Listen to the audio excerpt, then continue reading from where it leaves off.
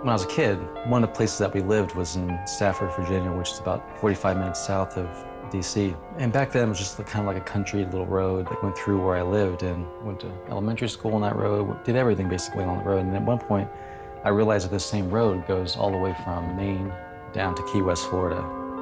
I just started thinking about what it's like to go further down this road, past where I went to school, past anything that I knew. We used to walk out to this grocery store that was a couple miles out, and you had to cross by this overpass on the road, and you could just tell that people would come through there and sleep under the bridge and keep going. I think as a kid, I started to think about these kind of ideas of people kind of traveling on this road, and it kind of got me thinking about, the road itself and how many different kind of mysterious and interesting places it must go through.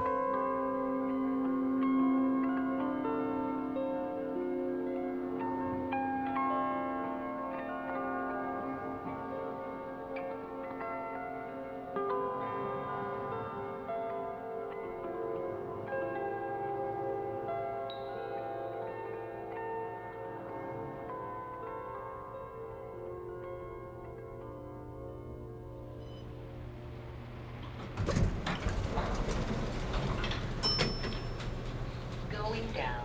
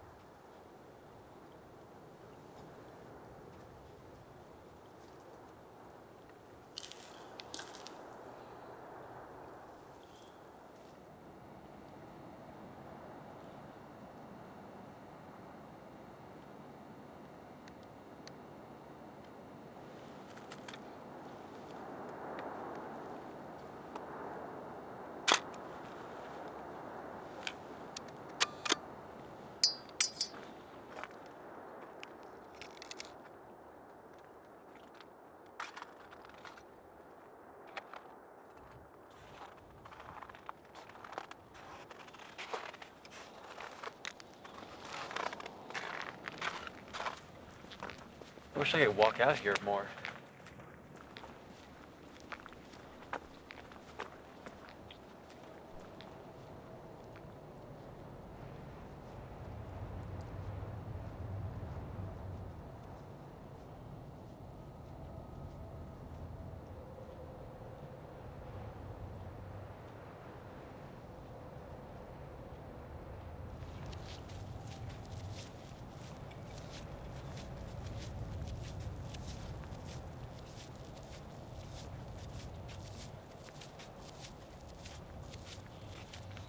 I really like this shot.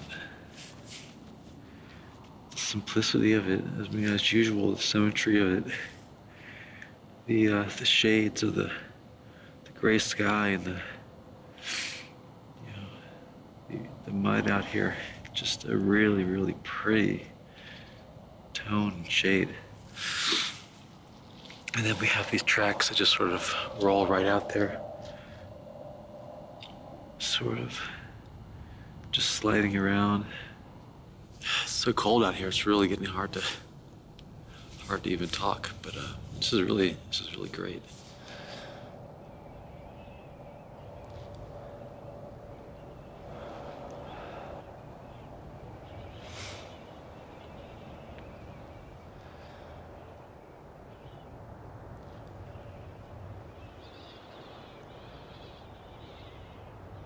One more shot on the roll.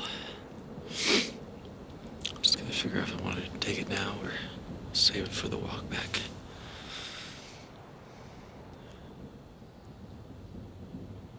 You know what? We're already so far out here. Let's just go further out.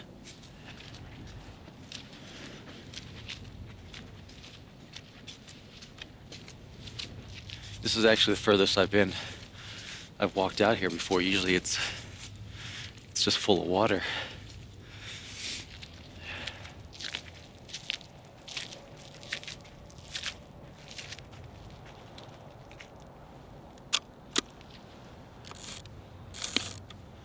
All right, that's a wrap on this roll anyway.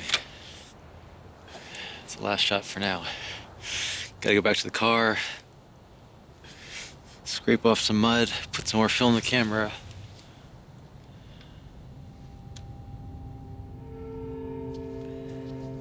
You know, some of these other shots I've shot with some things in the foreground, like the street or the sun and the snow. These tracks, for the series, they may be interesting, but the ones that I've liked from earlier that are more abstract and sort of make you kind of look twice and wonder what you're looking at, sort of the painterly quality, the subtleties of the tones, and just this like horizon line. And I think it kind of took me a little while to realize that what makes a lot of them come together is just the same framing of just that horizon line with the sky in the foreground or the salt.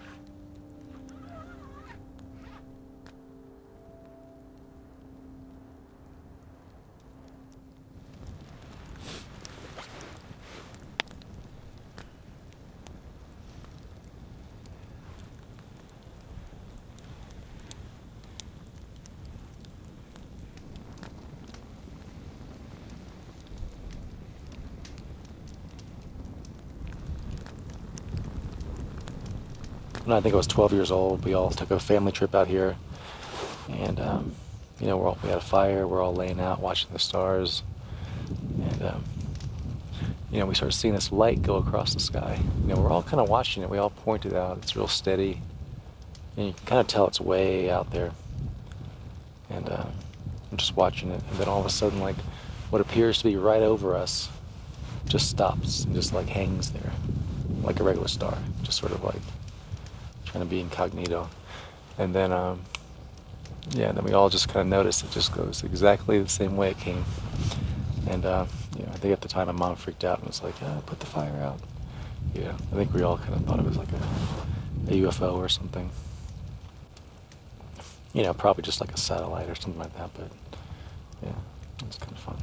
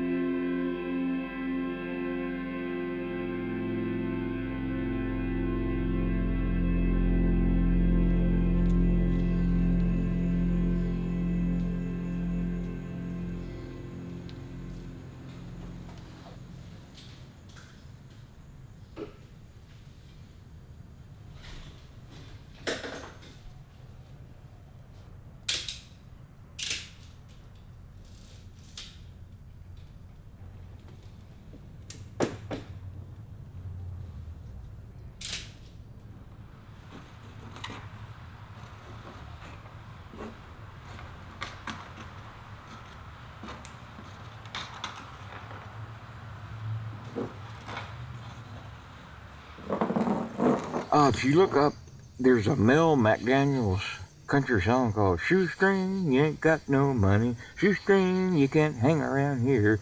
He knows more than most folks do. He don't talk unless you ask him to. He hops that southbound train. Shoestring, you ain't got no money. Shoestring, you can't hang around here. Mel McDaniel sings that song. If you Google it, you can, and it just fit my life perfectly. A lot of people say, Mark, you're homeless. I'm like, no, I'm not homeless. I might be houseless, but these freight trains are my home.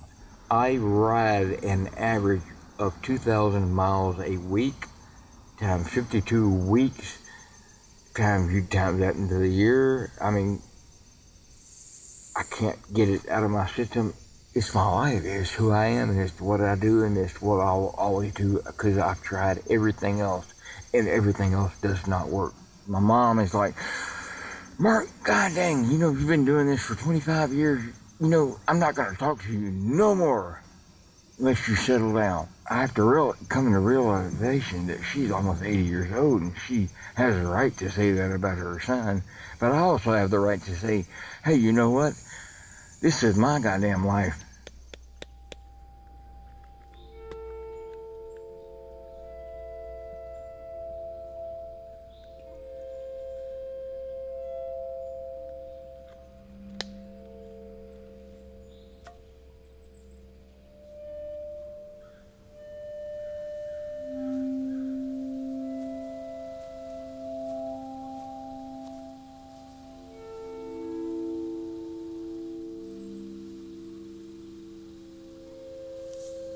Yeah, he'll start walking here in a second. You can tell how old he is by counting the 1, 2, 3, 4, 5, 6, 7, 8, 9, 10, 11, 12. He's about 13 years old.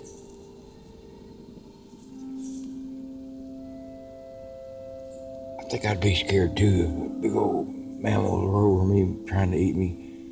He's like, oh shit, I'm getting out of here. Once he starts walking, he'll really haul ass. He can feel our, every time we talk, the compression of our breath. Oh, there he goes. Don't walk out of the road again, idiot. I know how you feel, brother. You got your whole house on your back. That's gotta be heavy. It's gotta be tormented. I think that's why they call you a tortoise. Because you're tormented. You're a tortoise.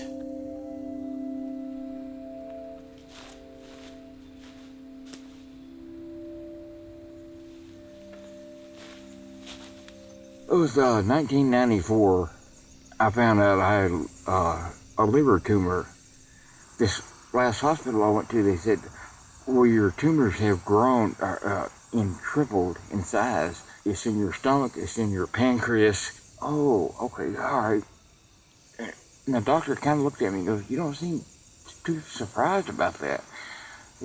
Doc, I've been through hell and high water without fucking flip-flops. How long do I have? Well, we really can't give you that. And I told him, you know what? If you get me out of this hospital, I have IV still stuck in my arm and the vitamins going in. I said, I will try to live out the rest of my life the best I can, and I will just try hard as I can, because a lot of people, they just don't try. They go to work every day and they come home and they're like, oh, this is my wife, this is my kids. That's beautiful to me. People that have a family and they can, I'm sorry, they can come home at the end of the day and pick up their kids and hold them like this, and just go like this. I love you. Just say I love you to your own child and just release them. And that makes a difference on their life. Because, I can't do it now because I can't get too close to my nephews and nieces because they're so attached to me now. So when I do finally go, it's going to kill them. I thought about death when I found out about my cancer and all that. And then I thought, you know what? I'm not going to go out weak. I'm not going to go out on a run going this way. I tried that chemotherapy, and that was that direction. I went, ooh, fuck. I'm going to go this way. I just thought to myself, I'll just continue to hop freight train. And this time, I'm going to do it a little bit further. I'm going to go all the way to the top of Alaska. I'm going to go all the way out to the end of Greenland. When I made Harper's Ferry on the freight train, that was an accomplishment. Man, I beat that cancer and I beat all this shit. And you know what? I beat you motherfuckers and I rode your fucking train for goddamn fucking free, and I feel all buff. I don't care where I go as long as I'm rolling with that 36-inch steel wheel.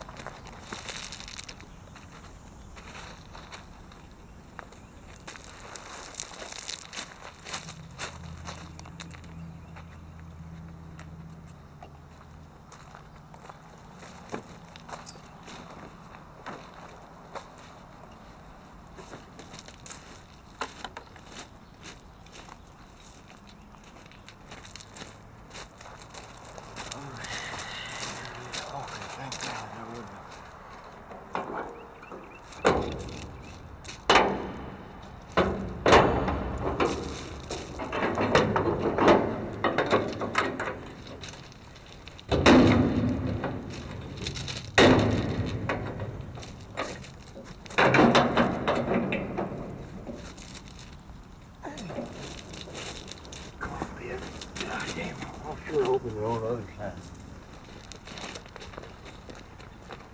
Just do exactly what I do over here.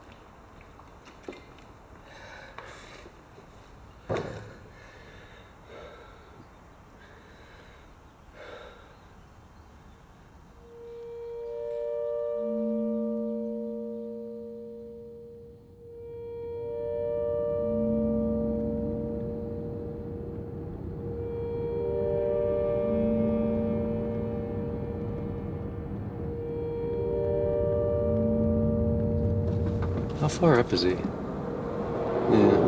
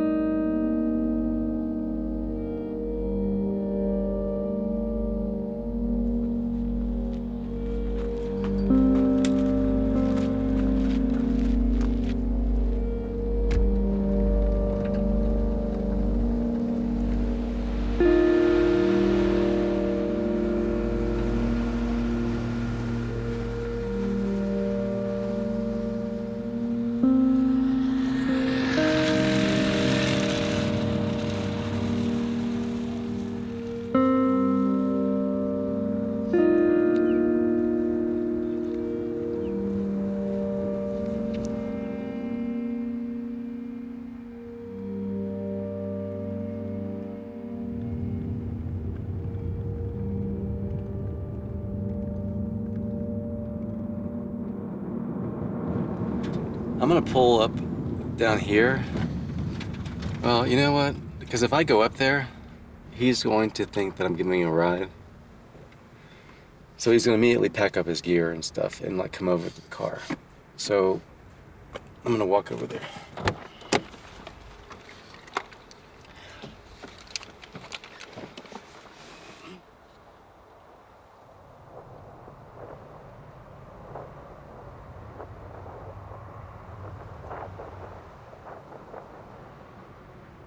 I'm only 18. I left in July.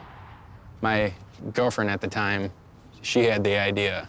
I mean, we've sort of been together since we were like 12. And I was like, all right, well, let's leave. Let's go. And she wasn't down for it, so I just left. And I haven't really talked to her since. Eventually, I got a ride from a truck driver up to Denver, which was kind of my whole mission, is to get to my uncle's out in Denver. And the whole way I was telling him I have a dog, and he said we'd figure something out about it. And his idea of figuring something out was getting rid of him. I mean, if I rescue a dog, I'm not just gonna put him in a shelter, you know? And he was on my ass about finding a job, expecting me to have one within 2 weeks of being there. I was going to join the Navy, but because I have a GED, it requires me to have 15 college credits. So that kind of got shut down, and I left there Friday, actually. And here I am. I pretty much took care of myself from like the age of 6. I mean, I lived with my mom, and she lived there, and she put food in the cupboards, but I made the food, and I pretty much raised myself. And then I moved out of my dad's at 14, was living with friends. I mean, he helped me, he helped me with money and stuff and financially, but I've pretty much been self-reliant for a long time.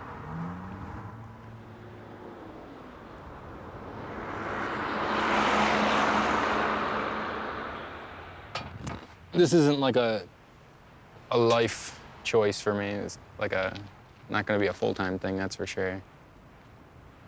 I don't really have a place for him up in New York, but I have a friend out in North Carolina that will take care of him for a little while until I can get my own place. Go back to New York and get a shitty job and get a few college credits, and then maybe enlist, I guess. I'm not sure, really. Hey, quit whining. See, he whines a lot. I don't know why.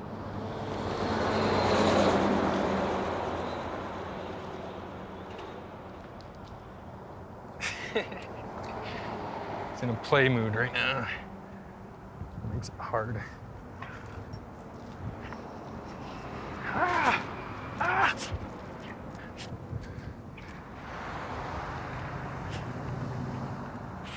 Ow!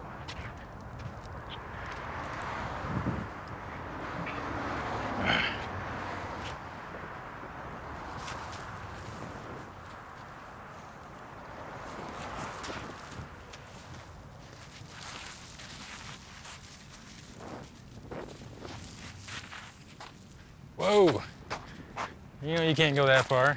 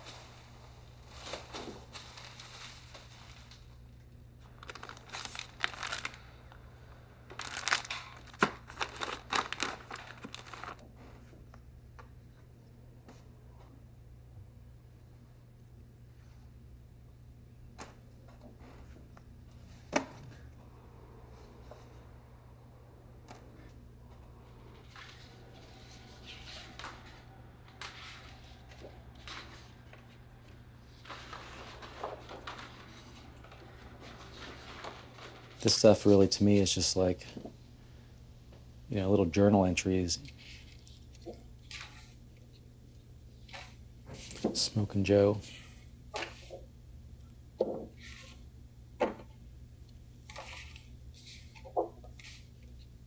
This is a picture of this girl I was traveling with a long time ago. Taken out in San Francisco in this like little hotel room, real simple light. Just something I like about this picture. There's a lot of little details that I like. But I think what makes the picture ultimately is just that the simplicity of her just wearing this key, probably the key to an hotel room. Yeah. What I like about this room is it's just a very clean white room with a bed and a sink. And there's a nice large window on the side that kind of creates this nice side light. Yeah. Simple picture. I just like it. I mean, I don't think I have any, not sure if I would use it for anything. There's just something that I like about it. These are negatives I shot of Lexi, like the first time I ever met her. First weekend I ever met Lexi, she came down to DC, we met up, and took these pictures of her just like actually in the window right here. Me and Lexi sort of started to, I guess, communicate through the introduction of our friend Zoe. Lexi was living in New York, and I was sort of still, I don't know where I was at that point. I was sort of living out in San Francisco for a bit, and I had moved out of there. I was traveling around a lot. Like over a course of probably a couple months, we just like kind of texted back and forth and tried to maintain this innocence and sort of purity. And eventually, she took a bus down to DC, and I picked her up. I had never talked to her before. I just, I was really, really nervous, and drove my old van up there. And I just gave her a quick kiss, and that was that. Before she left that day, I think I asked her just to like do some quick pictures. I just wanted something sort of like to take away from the weekend and kind of just try to feel closer to the situation. I don't know.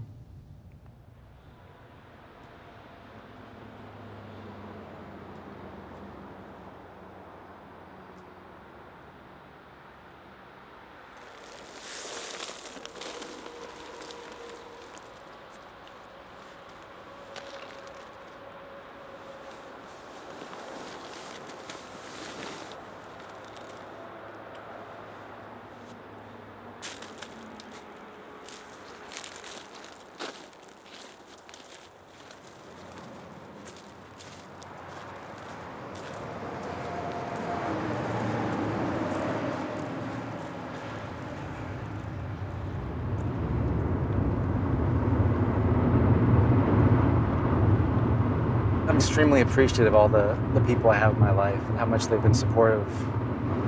If I was just on the road all the time, I mean, those people would probably still be in my life, but in a different type of way. There's many parts of me that just wants to travel all the time, and a lot of times when I'm out on the road, I can't. It's like that's what I say to myself. I say, why am I not doing this all the time? Why can't I be out here doing this all the time? And maybe, and there's always that side of me that says, oh, I will and I can. I don't have to go, back to something. But now I'm also living a life where I'm very happy with somebody. I can't take that back.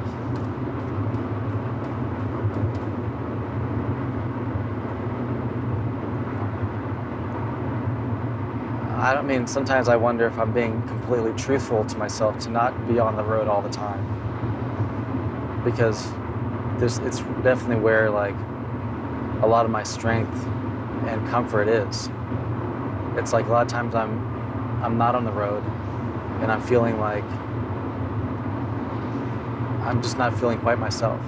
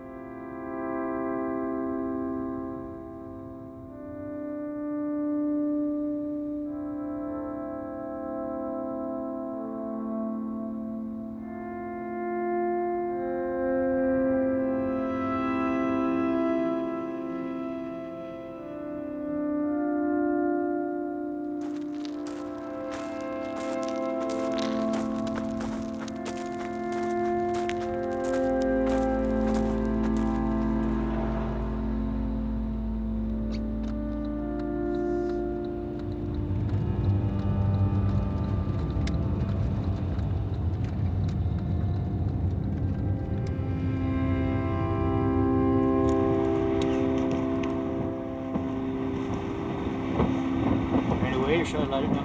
Oh yeah, whatever. Yeah.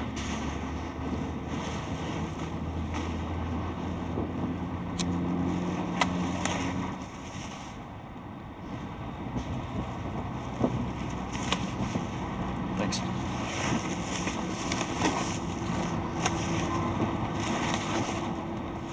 Cool. So yeah, just I probably won't talk very much because I don't want to get myself on the thing as much. I want to get, Okay. but I'll try to, like, every once in a You're gonna while. have to prompt me because I don't know. I don't know Yeah. where to begin. You know, I don't know. Right. I've been at this for so long. Yeah. You know, Right.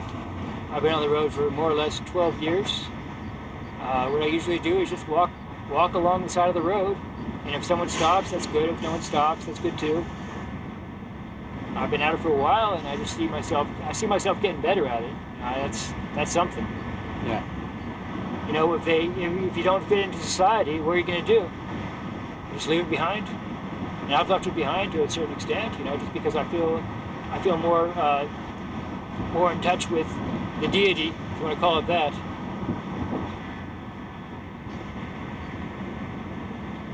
I like the walking, I really do. And if I found a better life, I'd go for it, but I haven't found one so far. I mean, anything that leads to a more free and less restrained life is for me, you know. And I slipped in the library this morning, and it was interesting because, you know, no one said a word to me, and that was interesting, you know. Usually it's like, can we help you, you know?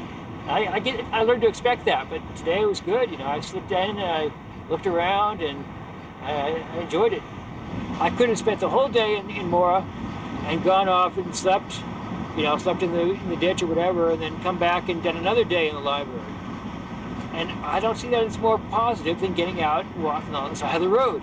I mean, as weird as that sounds, I find going out and just going somewhere else to be more productive. And it's like a whole mindset that comes along with it. Yeah. And it's very, very addictive. Yeah. Very enjoyable. Don't worry about where you're going to go or what you're going to do, you know? And that's the basis of faith, I think. Mm-hmm. Yeah, it's like snowball effect. The more faith you have, well, I'm going to do this, what the hell, you know? And it turns out for the better or worse. If you learn from it, then, you know, you learn something. And you can put forth into your more productive life in the future. Mm-hmm. That's the way I see it. Confidence builds experience, builds confidence, builds experience. If you can control your own, oh my gosh, you know, this has got to stop, or this has got to stop. You know, this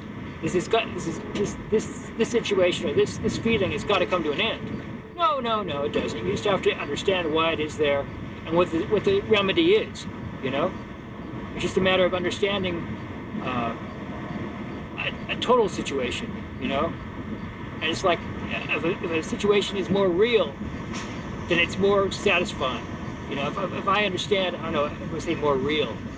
You know, if you don't understand what's going on, then you're gonna suffer the consequences. Now, I see that. I mean, that's when I feel psychological chaos. You know, and there's nothing wrong with psychological chaos. It's just that it isn't a matter of focus. And I think a lot of life is about getting focused. You know, and it's just that. Because without focus, you're just like without a clue, truthfully, you know. And to understand the purpose of life, that may be it. You know, it may be a matter of focus. If I ever find a woman who can keep up with me, that would be cool, you know. But we'll see, because it's just like, I mean, I'm so on the go, you know. I just pick up and leave, you know, at a moment's notice, and it's just faith and whatever drives me on. And there have been some, you know. When I look at the map in Texas, I think, well, what was that? Where was that girl at in? I guess it was La Pasa. There was a good-looking girl there, and it's like, it's interesting, you know. And I hope to, you know, renew or you know, build new relationships. We'll see how it goes. I just play it by ear, you know. I don't pressure myself in any way, shape, or form, you know. Mm-hmm. I'm optimistic by all means on that account.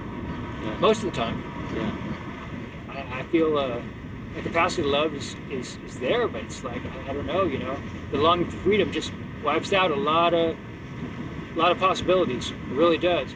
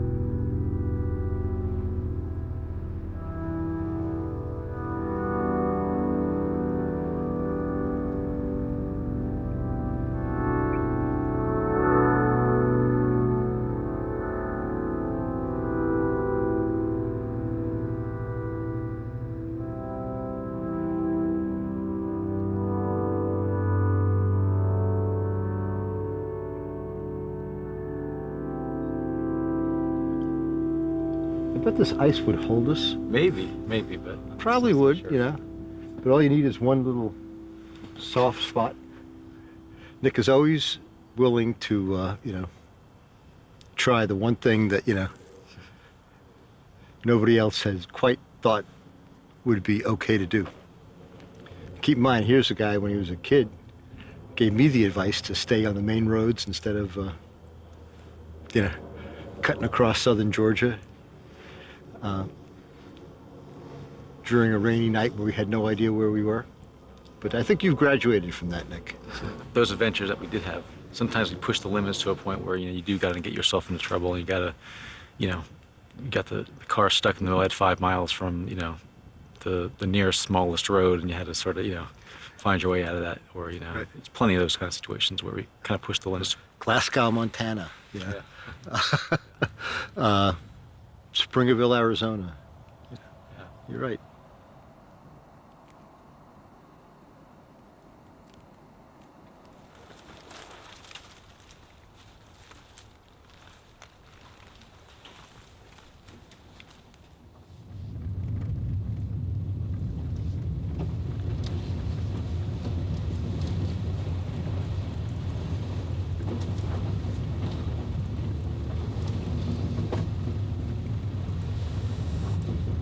That's just like one of the same fires we already saw, right?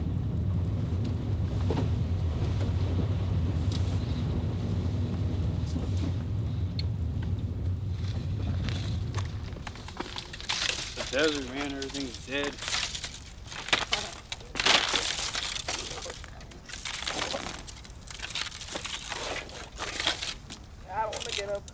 I caught my first train in 1991, 92.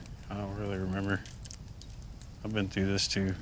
I was taught by an old timer. My first ride was Mobile, Alabama to New Orleans. I rode around with him for, geez, man, 2 months. And he took me on several different trains after that, and that's kind of where I learned how to ride, you know. And then finally he told me, you know, he's just kind of let me on my own, and then I started doing it by myself. And I was 20 years old when I took my first train. There's a thing to it, you know. It's like when you do this stuff, when you first do it, you have that 10 minutes or 5 minutes or whatever it is, you know, to get out there, find a ride, and then once you're on it, and then you know you're in the clear, then everything just calms down again. When you hear it come in, you get the butterflies in your stomach, and you get all that this stuff, you know, that's when you first start, but I don't have that no more. I don't get those butterflies in my stomach anymore. Now, you know, after you've rode hundreds and hundreds and hundreds of these things, you know, when they come in, you're just like, oh, shit, here comes another one. The only reason I've done this for so long is just because this is all I know, okay? You know, I really don't know how to settle down with society. I really, you know, I don't know what that's like.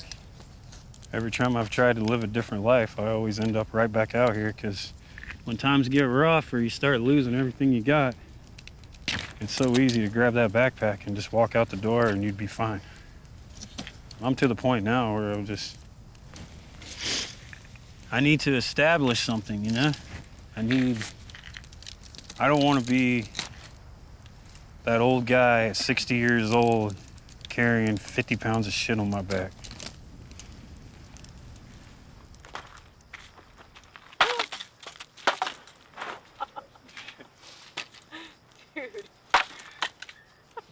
Two RVs burned down right here. And the two RVs that burned down, all the rubble and stuff, we were looking through it trying to find things to burn, and came across this duck head. And one of the kids, the one night, in the morning when he woke up, he was like, I need to take this duck head home. And we're all looking at him, we're like, why? We just set it in the fire overnight. It's all charred and burned. Why do you want to bring that home? And he's just like, I had a spiritual experience with it last night. I need to keep this. And I just looked at him, I'm just like, and here it begins, you know? This is where his travel stories turn into many, and he'll realize that this is what he wants to do for the rest of his life until he realizes how much it sucks. I complain just as much as he complains. But it's kind of hard not to complain when, you know, being on the road is like an everyday stress. When I was younger, these old timers, man, they used to bitch and complain all the time, and I'd always be like, man, why you bitch and complain all the time? But now that I'm getting older, man, I can see in their eyes now. You know, I know why they bitch and complain, and it's not just the old hobos, man. It's like all the old people, dude. I can understand, you know, because I mean, shit, dude. You know, when times change, dude, it just kills you. Oh well, I grew up in a small little town when I was younger, and I don't know. My dad was a truck driver, so I think I have his wanderlust. I think that's part of the deal. But in my bedroom, I always had like a United States map on my wall. And I used to always tell my mom, I was like, you know, when I turn 18, I'm going to California. I'm not gonna miss any of this shit, to be honest with you. I'm so done with this shit, dude. All I want is just a normal life. It's kind of funny because most people like sit in their houses and stuff, man, and they're just like, oh my God, I want to go hit the road. I want to go see the world.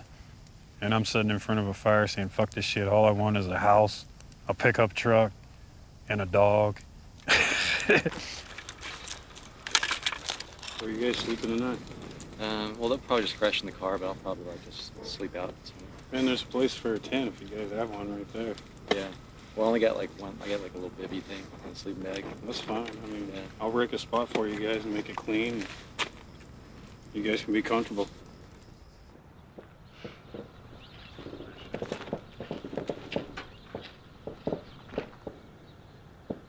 That's pretty serious. Why do you need a gun that can shoot that many rounds off? That's like a submachine. That's like ground fucking machine gun. Military practicing this, and it makes you wonder, like, besides war, what could they possibly need to be practicing with? I don't know, not my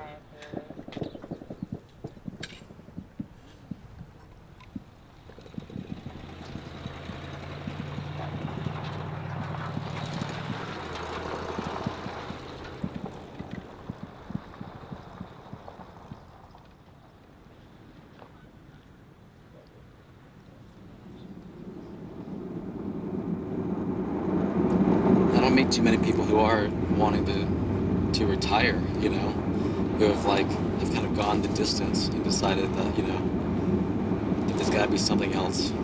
But I think it's just everyone trying to find maybe a sense of balance of, you know, of the lifestyle or also the other parts of themselves that they'd like to explore.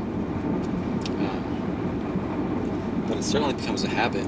It certainly becomes a way of life that, you know, it's hard to probably like pull back the reins and settle down. I know for me it's difficult. I mean, I kind of want it all. I want all those different aspects of life and experience, you know. And, you know, I don't see myself ever not wanting to stop. What I want is just more time, you know. I always feel like I need like 3 lifetimes, you know. I don't know. There's a lot that I like to do and experience. I mean, I'm very much in love with living and being here. There's nothing I want to do more. Just keep living and you know, experiencing life.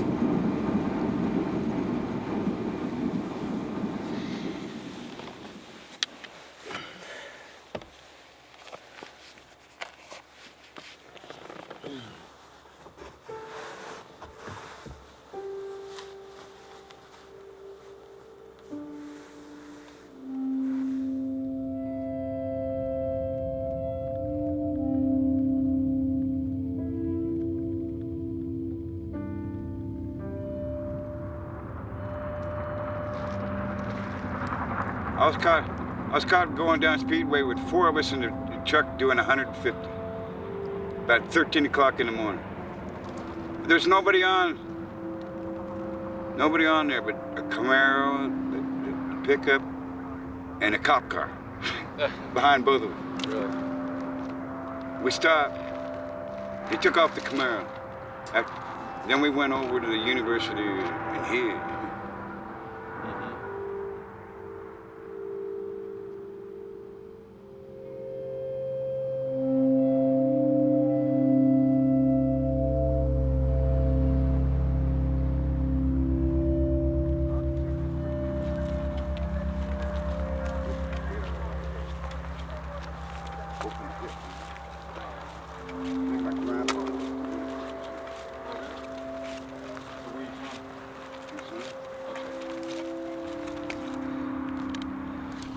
So why are you on the move? What'd you say? Because I've always been, I don't know why. Yeah. I guess that the land insists or something. Probably what a higher something insists. I don't know. It's really not my intention. But it happens to me.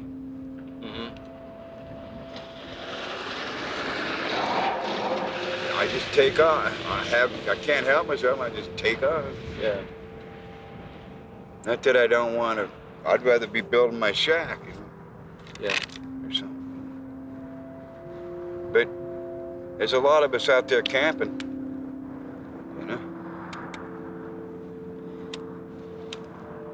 And, You think it's I guess somebody's got to be good at it. Yeah. If I could learn without getting hurt, I should be able to learn the tricks and shortcuts and be okay with it, Yeah. you know? Because they need people out there. They need some kind of palpation, you know? Yeah. Sidekicks. Right. And stuff, you know? They need some sidekicks out there. Yeah. That's what it is, I think.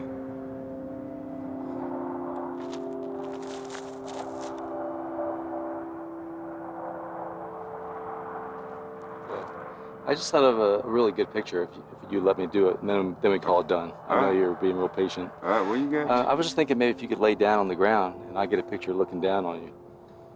All right. Just trying to find different ways to shoot some. How about if I put my head on the pack? If that's comfortable, but otherwise I think just straight down. Maybe on Cloud something. maybe on your denim shirt. That might look good.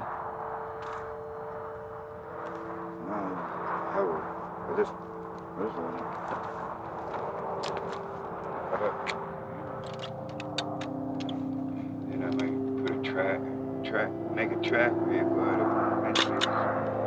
You don't want to hide from the people you can trust at all. They know what kind of tool I am.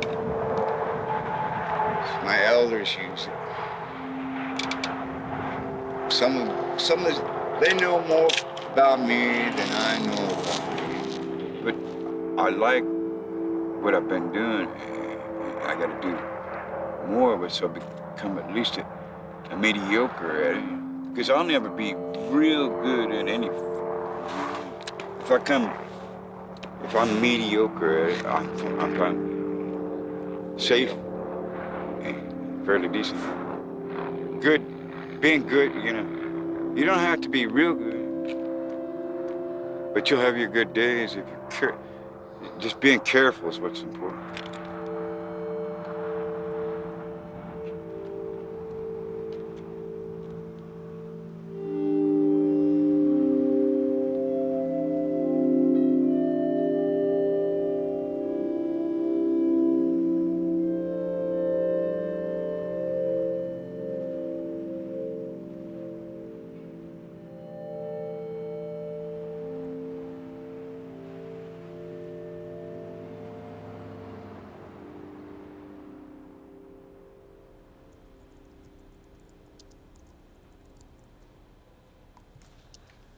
Or, I just have random pictures here.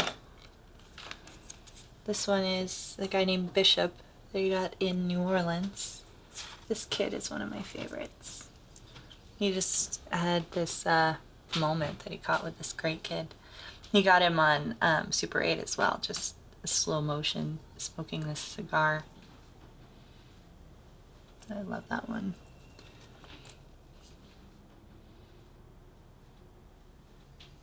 Last time Nick was out on the road, he sent me flowers. He found some wildflowers and mailed them to me. He had this like beautiful little envelope, and I opened it up, and he was like, "I sent you flowers." And these fresh flowers that he like wildflowers that he put in an envelope, and it like flattened them, and he mailed them to me. I was like, "Those are the best flowers anyone's ever sent me." He's romantic.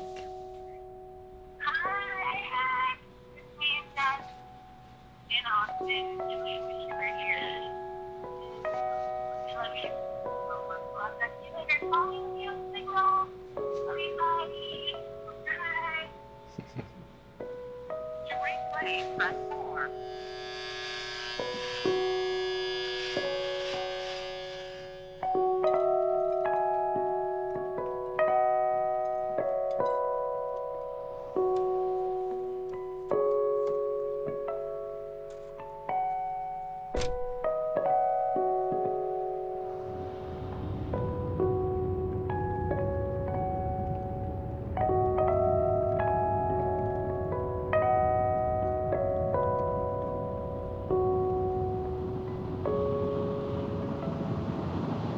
I want to make a point that, you know, the road can be like seeming like a very selfish thing, and in many ways it is. It's not selfish to do what makes you happy in life.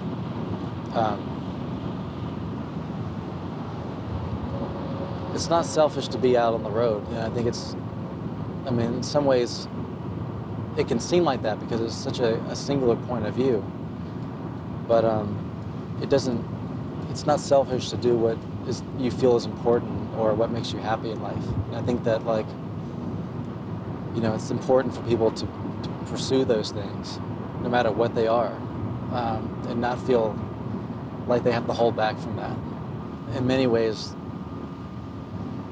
you know, it's not just for me being out on the road, it's also for all the people who can't be out on the road too.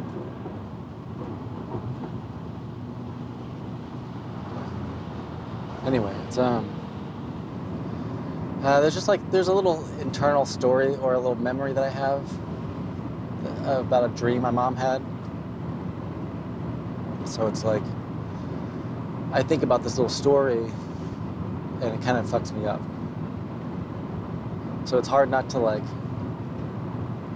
try talking about that stuff and then not for my mind to go back to this little, like, story. She said that she had this dream where I don't know why it's something you don't think about very often, but it's hard not to get a little emotional. But she had a dream where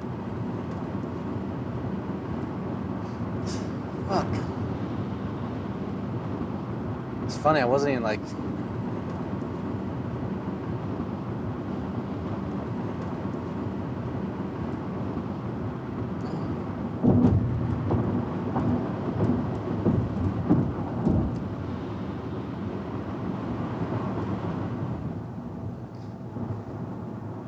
So, when I was a kid, probably about, I don't know, maybe like 10 years old, somewhere in that range, I remember my mom having a dream that said that we were both flying, like high up in the clouds, and I think she said in the dream that she was scared. She was like scared to keep going or something like that. And I don't know. I don't really remember it so much, honestly. I don't remember the details, but I remember her saying that in the dream that I was that I just like held her hand and we I don't know, somehow or another I gave her the encouragement to go on. So I don't know, just something, you know, something about that, and it ties into the fact that, like, when I'm out here on the road, it's just you know, it's not always just me out here, you know. Yeah, I think it's you know, my mom, you know, other people, my family, and you know, and friends that I feel like, you know, kind of got cut short the experience to appreciate things and experience things. And, you know, there's a part of me that, you know, that I say to myself sometimes that, you know, I'm trying to experience things for them as well.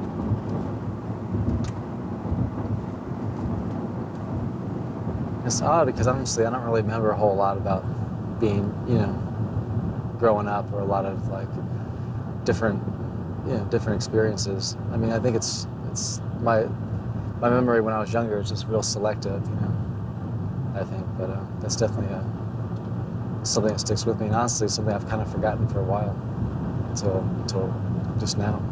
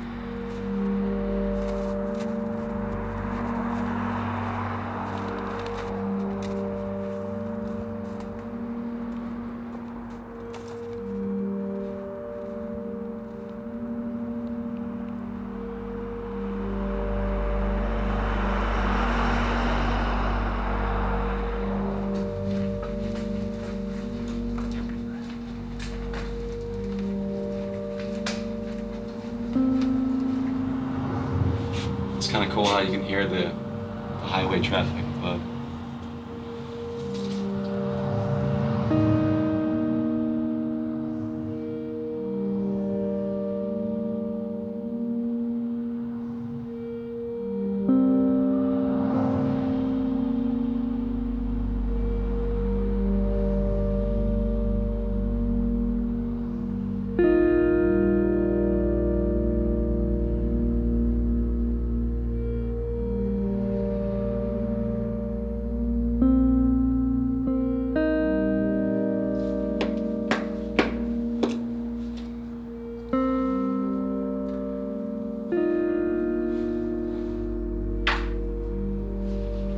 I don't know. I'm not so interested in doing this picture. It's not really a shot for me.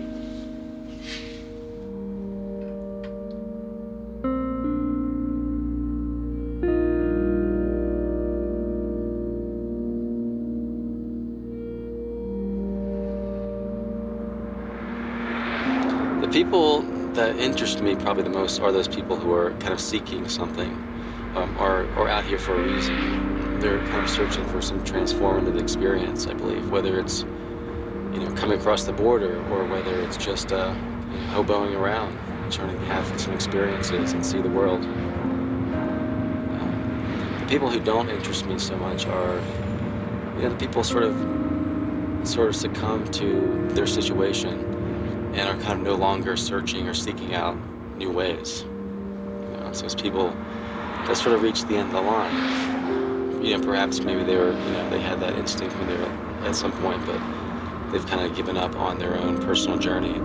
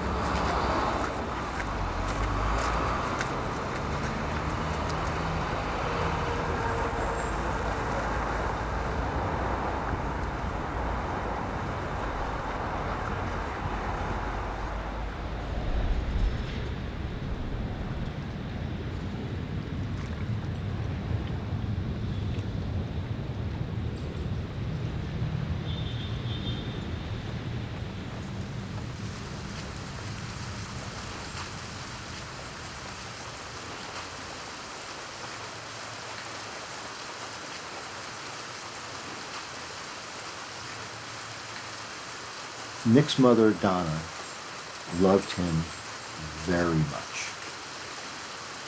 She was a smart, intelligent woman that had a lot of aspirations of her own that, not too unexpectedly, were deferred for family and jobs and careers and things.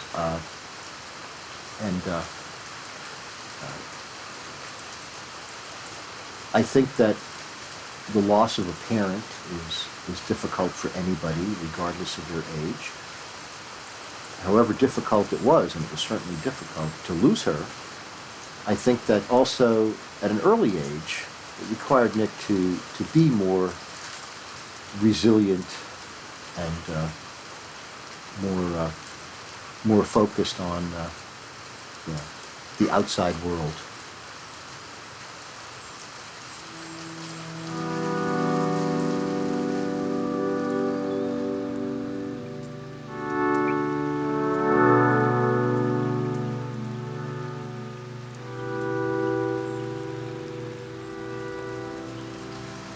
I read once that a person who was in the 1930s flying the mails from Europe to North Africa, he's traveling on the bus in the early morning out to the airfield with all the customs clerks and little petty bureaucrats in France, and who made the observation, they're men just like me, made from the same dough as me.